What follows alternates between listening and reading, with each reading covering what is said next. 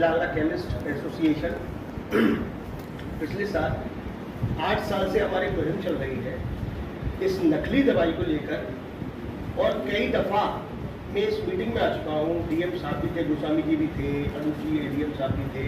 कई बार हुआ, मैं बार बार चेताता रहा, बार बार कहता रहा कि आगरे के अंदर नकली दवाइयाँ बिक रही हैं, अभी पैकिंग हो रही है, और मगर एक किसी ने भी गृह विभाग के इस पर ध्यान नहीं दिया। बाहर की पुलिस आती है, जब जाकर एसटीएफ आती है, तब जाकर कान खड़े होते हैं। उसके बाद ये भी नहीं मालूम पड़ती है गृह विभाग को कि कौन कब कामयाब इनके यहाँ से इनके विभाग से लाइसेंस इशू होता है। ये रूटीन चेकिंग भी करते हैं शासन के तौर पर, जब इनके पास आती है इन पर शिकायत। तो सर वो रूटीन चेकिंग जो होती है वो सैंपल्स जो भरे जाते हैं, वो कितने सैंपल्स भरे जाते हैं और कितने सैंपल्स फेल जाते हैं, और कितने लाइसेंस निलंबित किए, कितने लाइसेंस सस्पेंड किए, कितने लाइसेंस को बिल्कुल खत्म किया, क्या करा अस्पतालों के अंदर, हॉस्पिटल्स के अंदर। ये तो ये दुकानें जो ये इनको जो है डाटा के बाद देखा हुआ, तो आगरे के अंदर 1000 अस्पताल होंगे और ऐसा कोई सा अस्पताल नहीं होगा जिसके अंदर दवाई की दुकान नहीं होगी। उस दुकान के अंदर छोटी छोटी दुकानें हैं, उसके अंदर लाइसेंस कैसे बना दिया, क्या बेच रहे हैं वो, किस तरीके से मानक कर रहे हैं। जो निजी संस्था है क्या कभी जाते हैं वो देखने के लिए कितने अस्पतालों के अंदर निरीक्षण होता है, ये पूछिए।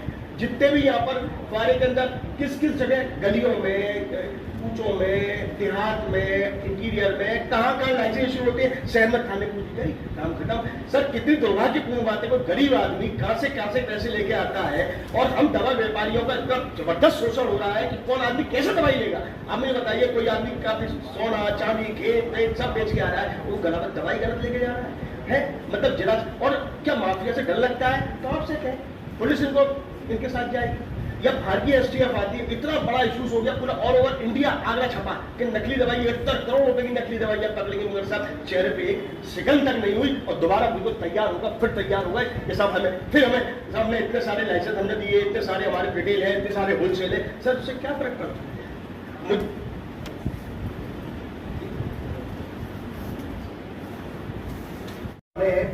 तो सभी चालू। और एक चीज और, आज के टाइम में जितने माफिया है दवाई के, उन्होंने अब क्या कर रखा है, ड्रग विभाग से बचने के लिए अब उन्होंने आपका कोड FSSAI लिखना चालू कर दिया है। फूड का सिरप हुआ, ताकत की गोलियां हो, टैबलेट्स हुई और इंजेक्शन हुए, उसमें FSSAI लिखना चालू कर दिया है। अगर ड्रग, पूछिए बताइए, अगर ड्रग विभाग और छापेमारी करता है और अगर पीता तो ड्रग विभाग कहता है हमें इससे कोई मतलब नहीं है, ये तो फूड का आइटम है, अब फूड इंस्पेक्टर है ही नहीं। अब उसका क्या होगा? वो होता है नकली, जो बनवाया जाता है मोनोपोली, उसका इस पर लिखा रहता है। मेरे लिए कहना है कि अगर कहीं भी ड्रग विभाग जाता है कार्रवाई करने के लिए, छापेमारी के लिए, या कहीं भी उसका सैंपल भरने के लिए, तो एक आदमी को या कोई अधिकारी रूप में या कोई इंस्पेक्टर रूप में एक इनके डेलीगेशन इनके साथ में होना चाहिए कि वहां पर कि अगर फूड की दवाई मिलती है उसका सैंपल कौन लेगा, या उसमें कहां से बनी वैक्सीन को कौन करेगा। और ये चीज बहुत जरूरी है, क्योंकि 70% आदमी जो दवा माफिया है वो यही बना रहे हैं गलियों में। पूछिए, या फूड का आइटम जो पकड़ा था तो उसके अंदर क्या था? सर आपको तो फिर मालूम होगा, आप लिखे नहीं उस समय, कि वहां पर फूड वाले भी गए थे, उन्होंने देखा क्या ये फूड का आइटम है, और फूड का आइटम है उसको सैंपल ले नहीं सकते, और ड्रग विभाग उसको बुलाएंगे नहीं। तो इसलिए मेरा मानना यह है, ड्रग विभाग गया है तो उसमें फूड वाले भी जाए और उसकी सैंपल बनाया जाए साथ में। और एक सर कमेटी बनाई जाए, जब ड्रग विभाग कहीं भी सैंपलिंग करे तो जो सिटी मजिस्ट्रेट का बड़ी अधिकारी हो, तो एक ऐसी एक कमेटी एक ऐसा हो कि ड्रग विभाग में कोई भी सैंपल भरता है तो उसको तुरंत उसका सीज होना चाहिए, दलाल के माध्यम से। कोई भी ऐसा सिस्टम नहीं होना चाहिए कि सैंपल भरा और उसकी खबर तक नहीं मिली, और सैंपल में क्या हुआ, किस जगह के। अगर मैं ये पूछना चाहता हूँ, सर कहते हैं कि हम रूटीन चेकिंग कर रहे हैं, हमने इतने सैंपल भरे, हम इतनी दुकान पे गए, हम इतनी बार हमने ये करा, तो कितने भरे? 150। कितनी अभी बता रहे हैं 150 हमने सैंपल भरे, या कितने भरे हैं मुझे नहीं मालूम, ठीक है। तो सर इतने सालों में यही कर पाए, और जब गाय की रूटीन चेकिंग हुई कि सैंपल भरा लौट के चला गया, कहा गया सैंपल को।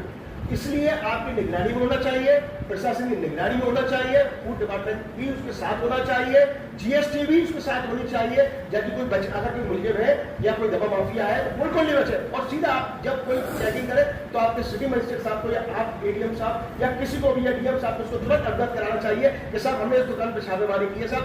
अगर वो सही है तो नो प्रॉब्लम, अगर वो गलत है तो मुख्यमंत्री का छोड़ना है, उसको छोड़ने का मतलब नहीं है। आशु शर्मा आए, सिफारिश करे, बिल्कुल मत मानिएगा। महेश अग्रवाल आए, बिल्कुल मत मानिएगा। कोई भी आगे टॉप आ जाए, आप नहीं मानिएगा, गलत है सर।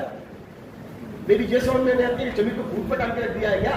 कि अगर कोई गलत दवाई नकली दवाई बेच रहा है उसके पैसे आप लेते हैं, कौन सामान पैसा है वो कौन सामान? अगर आलू शर्मा उसका 1 रुपया खाता है तो वो कौन सामान है? अगर कोई एसोसिएशन भी उसका पैसा खाती है या कोई अधिकारी भी उसका पैसा खाता है, ये क्या गरीब अपने खून पसीने गाड़ी दवाई लेकर जब दवाई लेके आता है ना उससे पूछिए किस तरीके से लेके आता है। सर उसको बिल्कुल इसको संज्ञान लीजिए। बहुत बार कह चुका हूँ, 10वीं बार कह चुका हूँ सर, पता नहीं मेरी बात को कौन से कोने में कहाँ रख दी जाती है। आज मैं आपके पहली बार आपसे मिला हूँ, आपके माध्यम से कहना चाहता हूँ डीएम साहब भी तो संग गोस्वामी जी उनके संज्ञान में भी, मुख्यमंत्री जी को मैंने कई दफा लेटर लिखे सर, मगर सर इसको संज्ञान में लीजिए आगरा, और इससे बिल्कुल विश्वास उठ जाएगा। गरीब आदमी दवाई लेने से हिचकिचाएगा, हॉस्पिटल में जा नहीं सकता, डॉक्टर्स को लूट रहे हैं, डॉक्टर्स का अनाप शराब कर रहे हैं, दवाई भी उसको सही नहीं मिलेगी।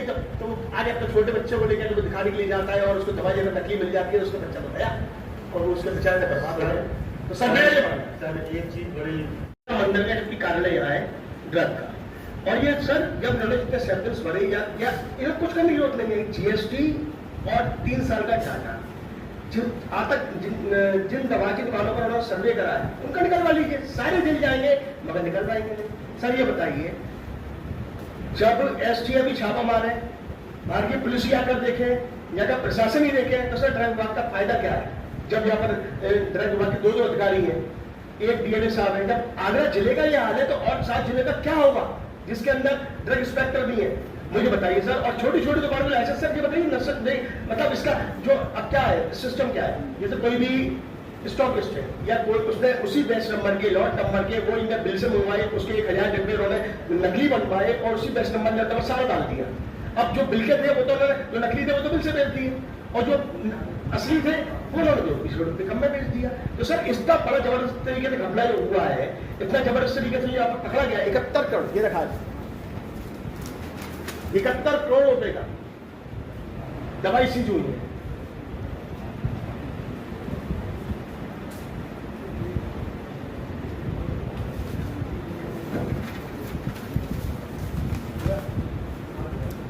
सर 71 करोड़ रुपए अब दवाई सीज हुई है। ये तो अभी 2 पकड़े गए हैं तो ये हाल है।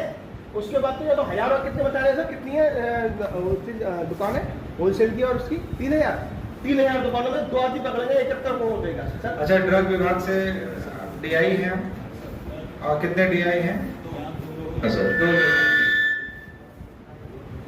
इस वीडियो को लाइक करें, हमारे चैनल को सब्सक्राइब करें और बेल आइकन जरूर प्रेस करें हमारी न्यू वीडियो सबसे पहले देखने के लिए। सब्सक्राइब करने के बाद ना घंटी बजा देना ताकि जब भी मैं कोई न्यू वीडियो अपलोड करूं तो तुम्हारे फोन की घंटी भी बजे। Welcome to our YouTube channel. Don't forget to like, subscribe and share the videos.